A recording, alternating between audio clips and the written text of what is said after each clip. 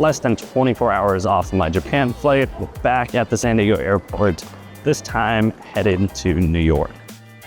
Airport's a little busy this morning.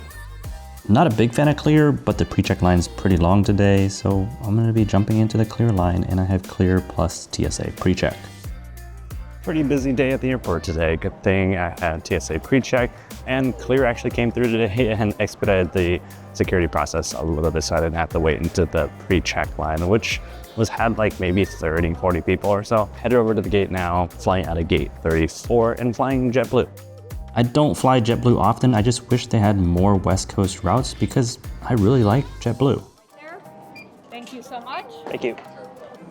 This flight has free Wi-Fi. And one of the reasons why I like JetBlue is that the seats tend to be wider and there's more legroom, and they still have seat back entertainment systems. Although it's supposed to be touchscreen, my touchscreen did not work, so I had to use the armrest navigation.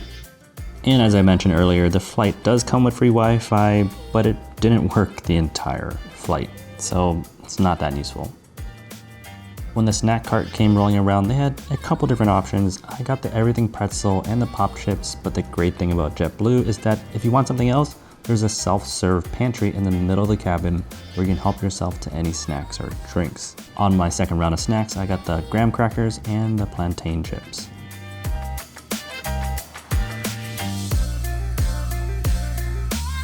It's pretty cold even in the gym fridge.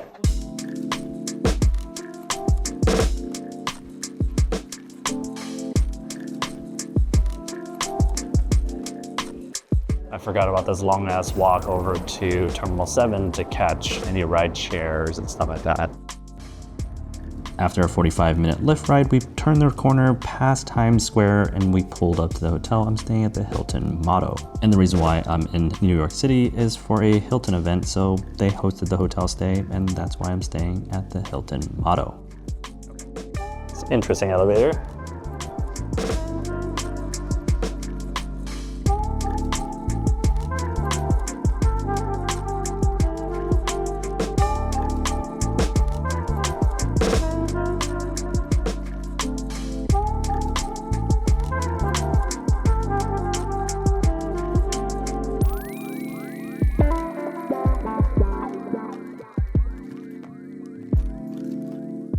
So what's interesting is that the toilet's over here, and then this slides over, and this is the shower. So you know the doors they usually have to connect rooms? Well, I have one here.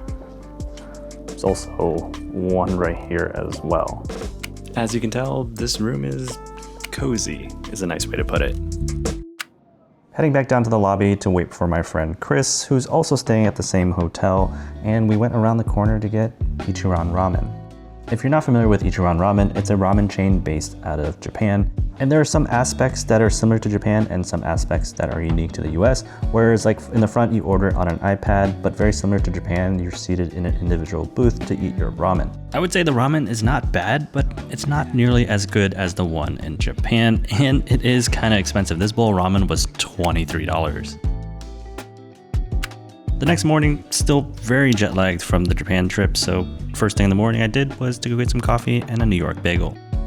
It's like one of those elevator systems in an office building where you push the button on the outside, it assigns you an elevator, you get in. There are no buttons on the inside of the elevator, you just go along for the ride. Not a fan of the elevator system, but down in the lobby, there is this cafe that's serving up coffee and some small light pastries. There's also a restaurant in the back with a full breakfast menu, but kind of not interested in any of that.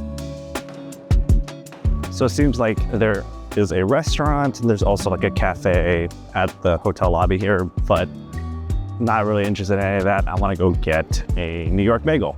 And so that's where I'm headed to. It's the Rockefeller Center, where there's a bagel shop that I want to go check out. Now, I love bagels, so I'll get an everything bagel whenever I see an everything bagel, and I wanted to try out this bagel place called Black Seed Bagels down in under 30 Rock, I think is what it's called, and it's right by the Rockefeller Center. Secured the bagel, and now heading back upstairs to get some coffee and continuing the trend of picking up where I left off in Japan. Gonna go get Arabica, which is a Kyoto-based coffee place that has a couple outposts here in New York City. Pulling up to the Arabica, just looking inside, you can already tell that it's a very cool designed coffee shop.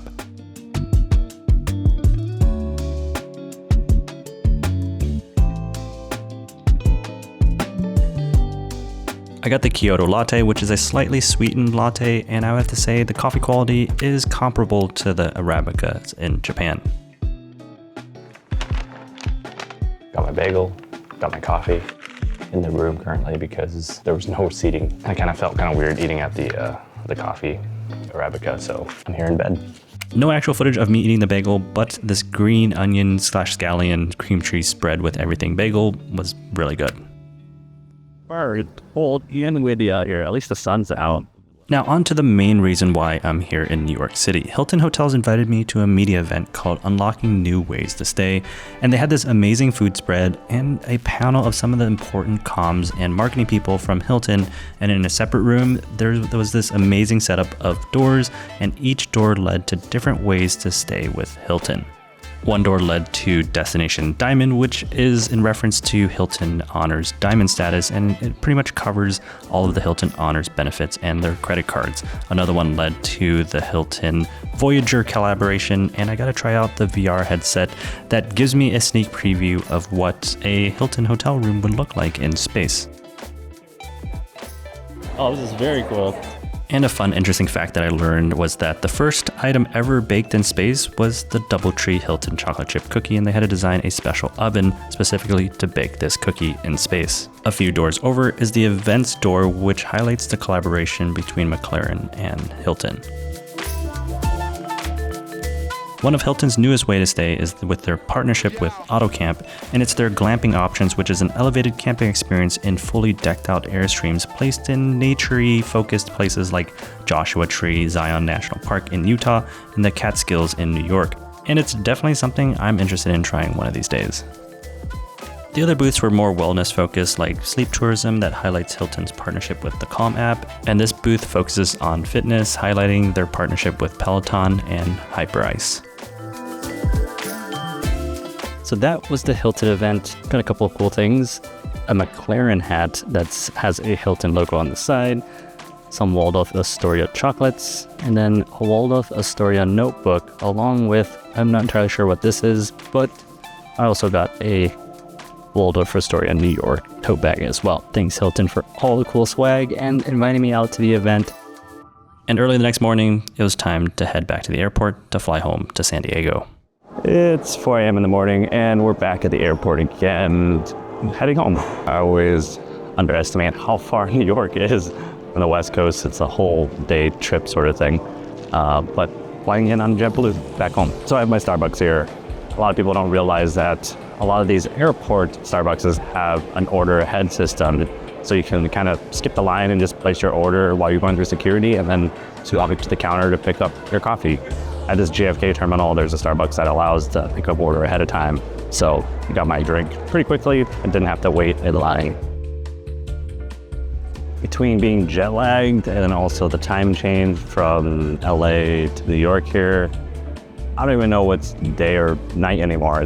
As I'm walking around here to get my steps in here at Terminal 5, a lot of people don't realize that there's a rooftop little balcony thing that you can hang out on at Terminal 5 here. It's a little cold outside, but I'm still gonna check it out to see if it's currently open. Oh, nope, not open. Is it open till 6 a.m.? Well, never mind, it is open.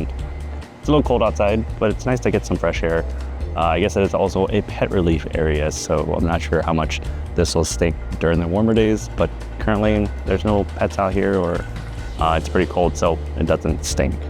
And you can find this rooftop over by gate 28 in Terminal 5.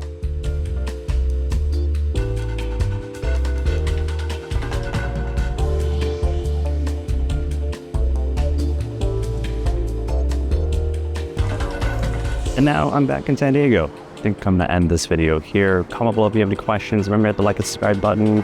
And thanks for watching this far. Hope you enjoyed the content. And yeah, see you guys in the next one.